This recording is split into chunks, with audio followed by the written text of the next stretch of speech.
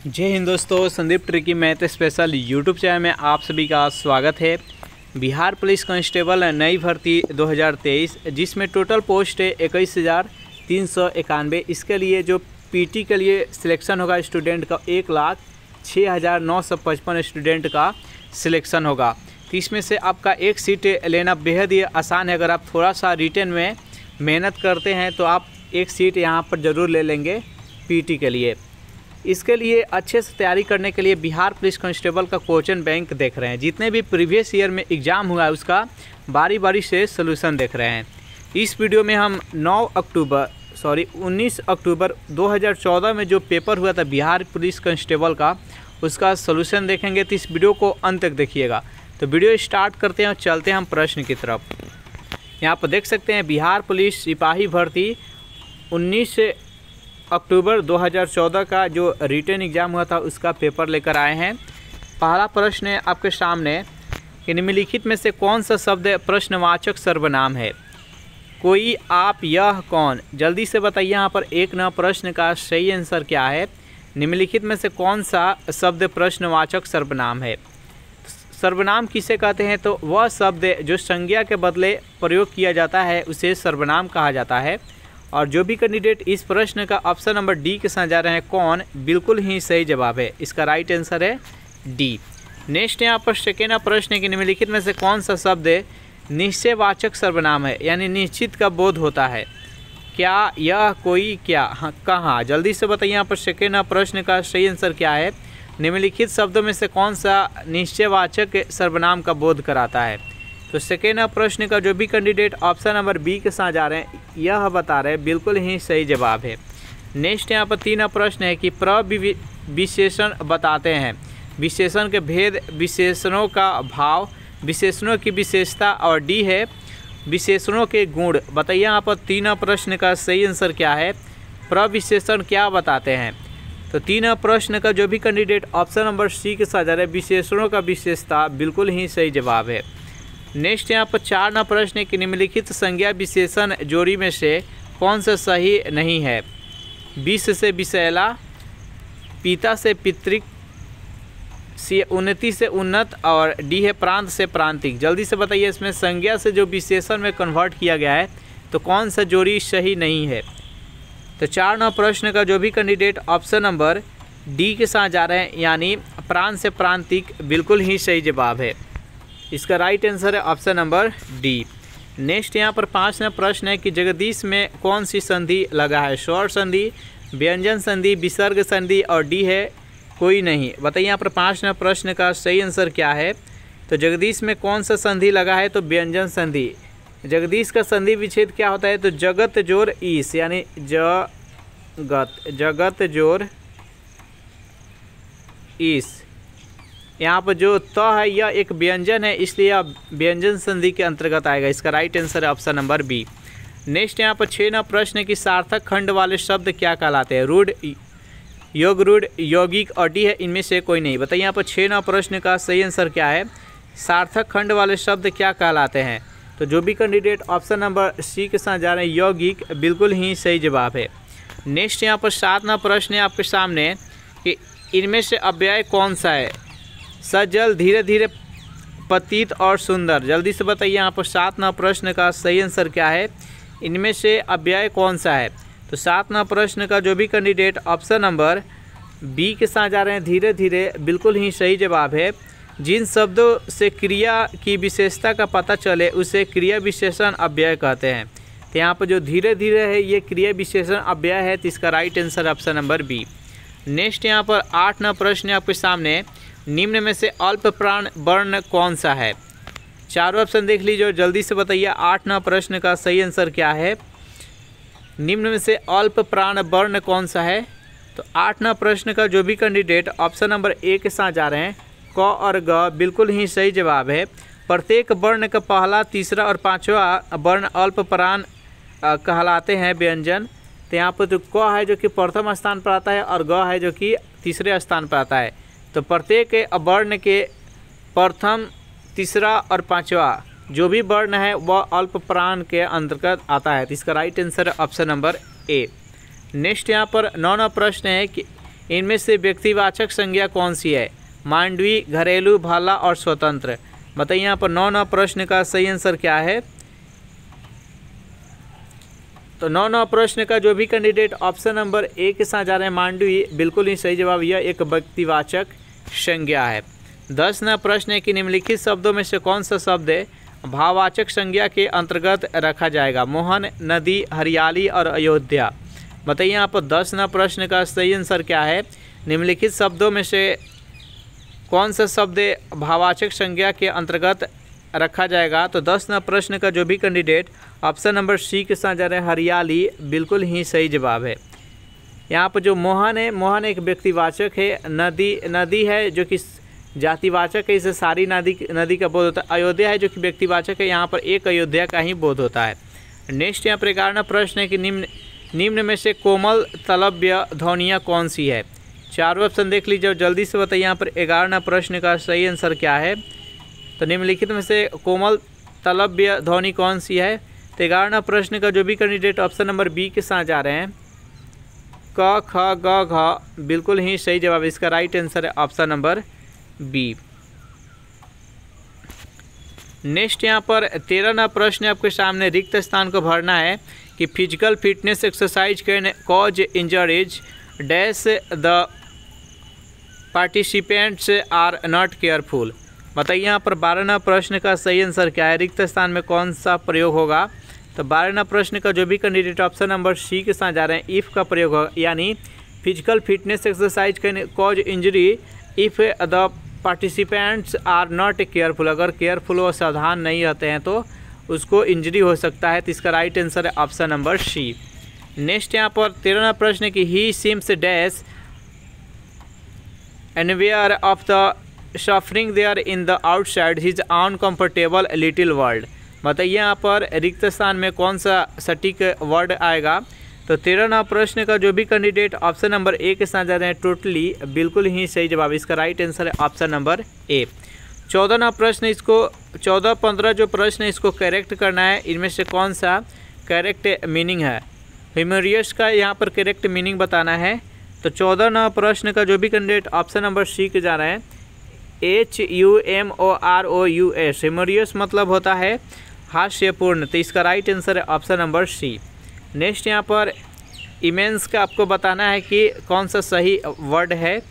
तो 15 प्रश्न का जो भी कैंडिडेट ऑप्शन नंबर ए के साथ IMMENSE, इमेंस मतलब होता है बहुत बारा। तो इसका राइट आंसर है ऑप्शन नंबर ए। यहाँ पर देखिए 16 से लेकर 25 तक का जो प्रश्न है ये मैथ्स का है। मैथ्स का हम अलग से एक वीडियो बना देंगे जिसमें मैथ्स का केवल क्वेश्चन रहेगा। तो यहाँ पर स्किप कर देते हैं मैथ्स का और डायरेक्ट हम जीके जाते हैं जो कि 26 से स्टार्ट है। नेक्स्ट यहाँ पर देखिए 26 प्रश्न है कि सिंधु सभ्यता के निवासियों द्वारा निम्न में से किस धातु का प्रयोग सर्वाधिक किया गया? कांस्य, ताम्र, लौह और टीन। बताइए यहाँ पर 26 प्रश्न का सही आंसर क्या है? सिंधु सभ्यता के निवासियों के द्वारा सर्वाधिक किस धातु का प्रयोग किया गया था? तो 26 प्रश्न का जो भी कैंडिडेट ऑप्शन नंबर ए के साथ जा रहे हैं कांस्य, बिल्कुल ही सही जवाब है। इसका राइट आंसर है ऑप्शन नंबर ए। नेक्स्ट यहाँ पर 27 प्रश्न है कि प्राचीन नगर तक्षशिला निम्नलिखित में से किसके बीच स्थित है? सिंधु और तथा झेलम के बीच में, झेलम तथा चिनाव के बीच में, चिनाव और तथा रावी के बीच में, रावी तथा व्यास के बीच में। बताइए यहाँ पर 27 प्रश्न का सही आंसर क्या है? तो 27 प्रश्न का जो भी कैंडिडेट ऑप्शन नंबर ए के साथ जा रहे हैं, यानी सिंधु और झेलम के बीच में जो तक्षशिला विश्वविद्यालय है वो भी पाकिस्तान में स्थित है। यहाँ पर तक्षशिला नगर की बात की जा रही है। तो इसका राइट आंसर है ऑप्शन नंबर ए जो कि पाकिस्तान में स्थित है।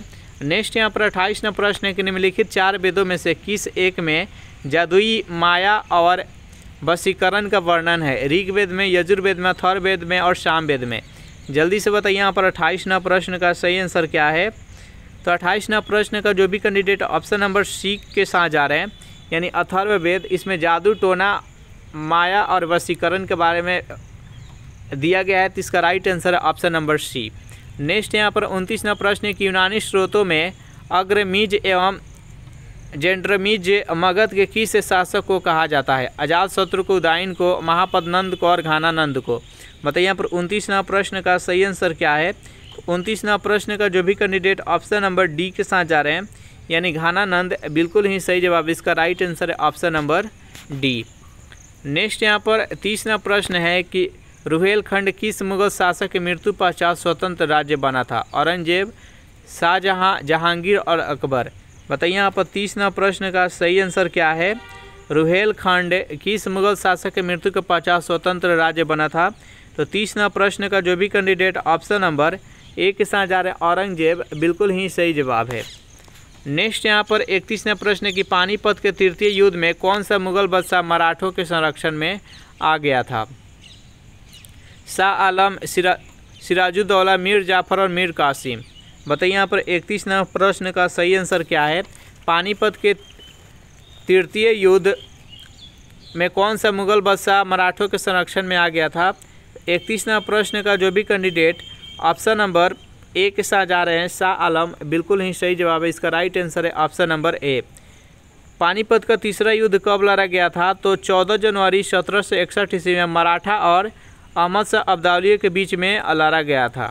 तो इसका राइट आंसर है ऑप्शन नंबर ए। नेक्स्ट यहाँ पर 32वां प्रश्न है कि 1798 ईस्वी में भारत का गवर्नर जनरल कौन बनकर आया था?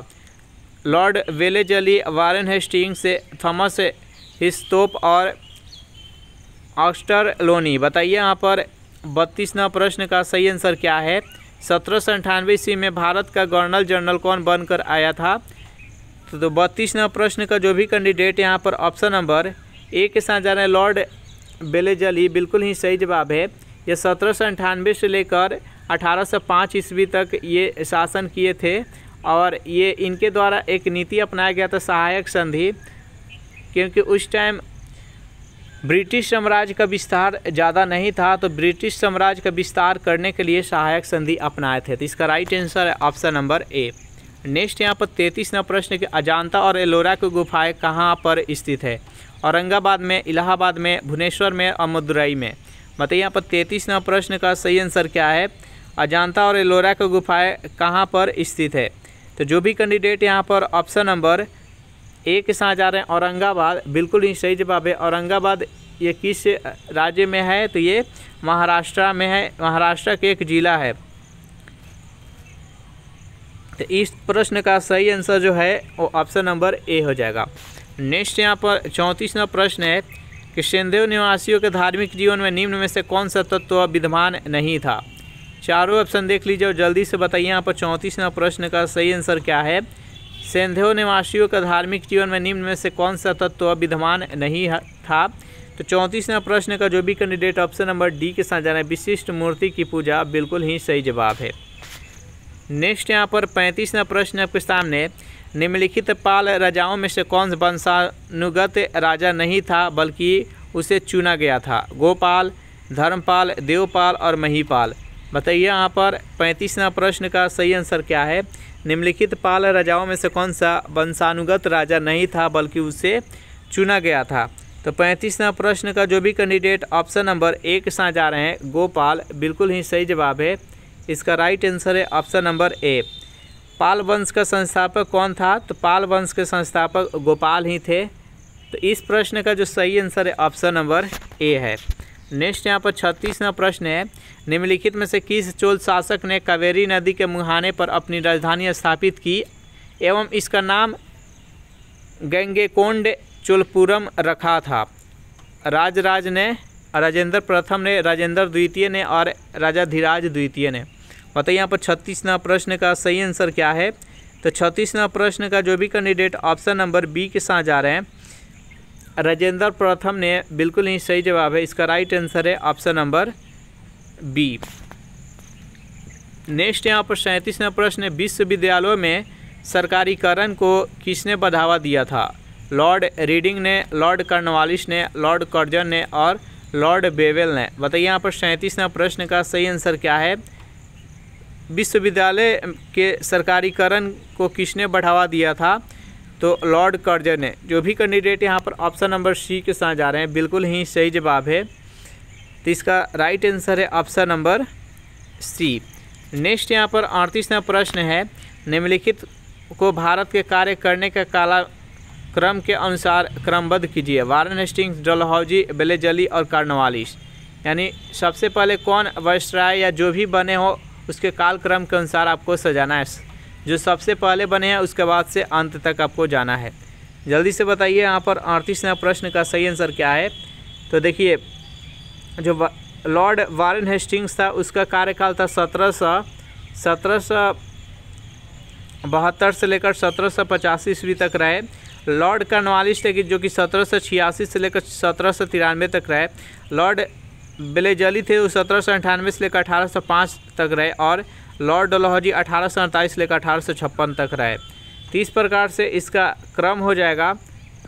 पहले वारेन हेस्टिंग्स, 1 नंबर पर वारेन हेस्टिंग्स आ जाएंगे, 2 नंबर पर आ जाएंगे कॉर्नवालिस यानी 4, 1 के बाद से 4, उसके बाद से बेलेजली आ जाएंगे 3 नंबर पर और डलहौजी आ जाएंगे 2 नंबर लास्ट में। तो इसका राइट आंसर है ऑप्शन नंबर सी।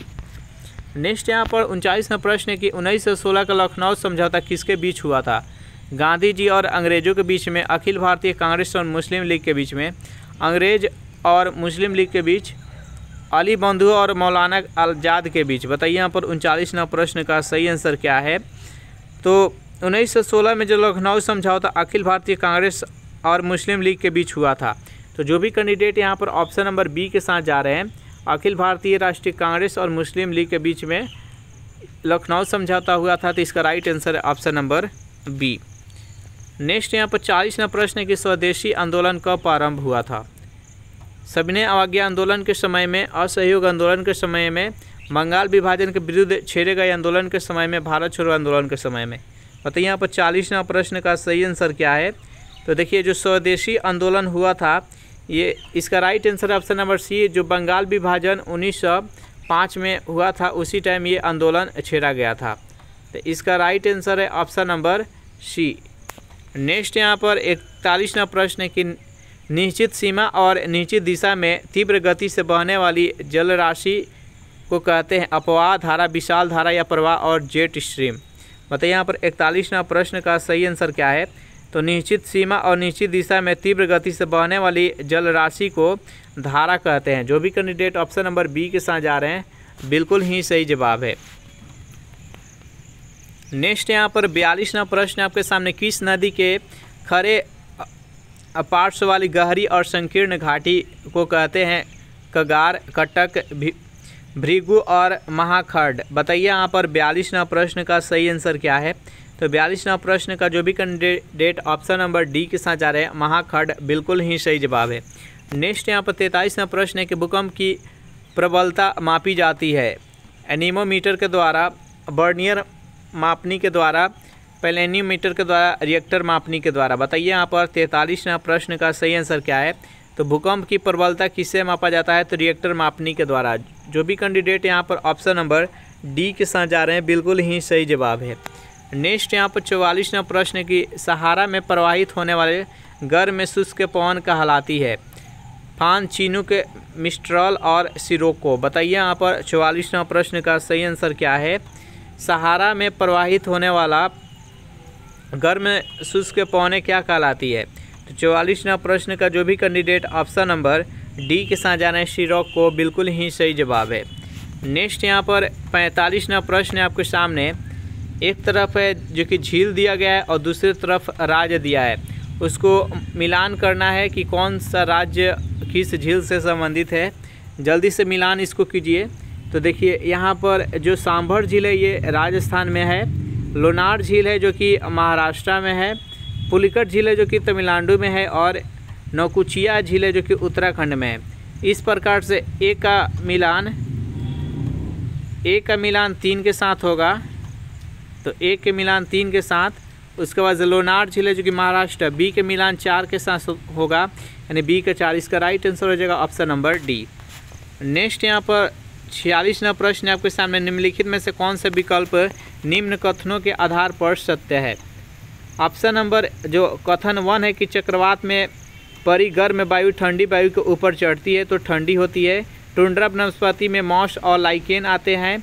दक्षिणी अमेरिका में सवाना को लानोस कहते हैं। और 4 नंबर है लिवरपूल ज्यूड्रेजी नदी के मुहाने पर स्थित एक पतन है।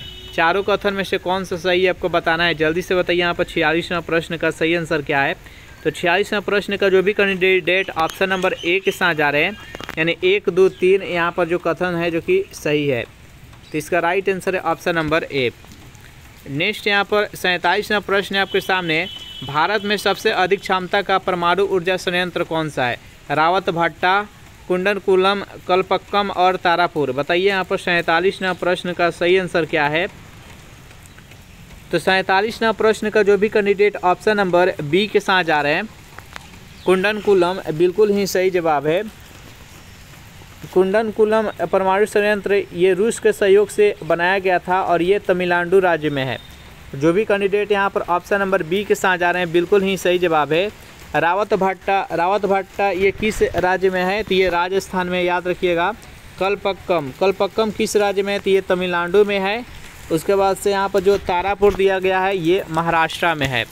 तो इस प्रश्न का राइट आंसर है ऑप्शन नंबर बी।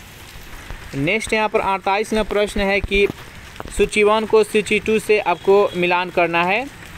चीनू के इटली, यहाँ पर मिलान जल्दी से कीजिए कि यहाँ पर 48वां प्रश्न का सही आंसर क्या है।